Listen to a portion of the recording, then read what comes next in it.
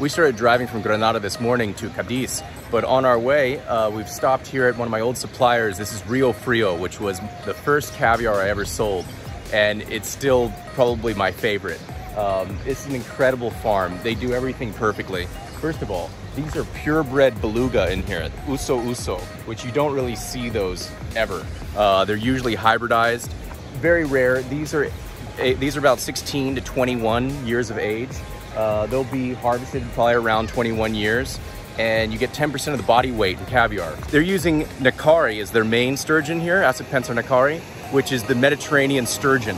I'm sorry, it's the Mediterranean ossetra, really. It's genetically almost identical to ossetra from the Caspian, but probably a million years ago or so, one escaped, so it's slightly different. With the Naccarii sturgeon, they don't know if they're male or female until year 8, so they check them with an ultrasound, and that's how they finally figure it out. And then they don't harvest them until year 18. So you can imagine it's a huge investment to raise these fish. And then in here we have Acipenser Baerii, the Siberian sturgeon. And they're not, I don't think they're actually using these for caviar. They might be using these for meat. But Baerii is probably the most common species of sturgeon around the world. And they're the smallest. They're the most common because they're the easiest to farm.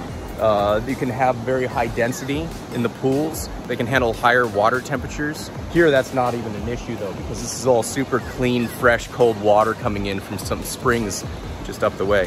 When I was here about 12 years ago, I got in the pond and actually worked here all day. It's so much fun to be back. So they're raising several species here. They have Guldenstati, which is, that's ossetra actually from the Caspian, but being raised here. We saw the uso, the beluga back there. And then they also have one called Acipenser stellatus, which gives savruga. That's a really interesting sturgeon I had never seen in person before. So these are all the males that have been separated, and those will go to meat. You can imagine the expense though, once you raise these sturgeon for 8 years and then to find out that they're male and not going to give caviar. That's what makes this all a really expensive method of farming.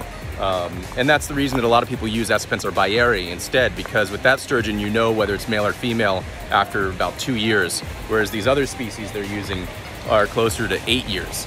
This behind me doesn't seem so special, but it's the last pool of the farm, and they filled it all with plants so that all the nitrogen and debris from the fish is filtered out by the roots of these plants before it re-enters the stream and the ecosystem. So it's really one of the most environmentally friendly fish farms that I've ever been to. They are feeding all sustainably caught anchovies and of course mixed with a little bit of grain, but I believe it's over 60% fish meal. I think they're the smartest fish. I had them as pets in Vegas.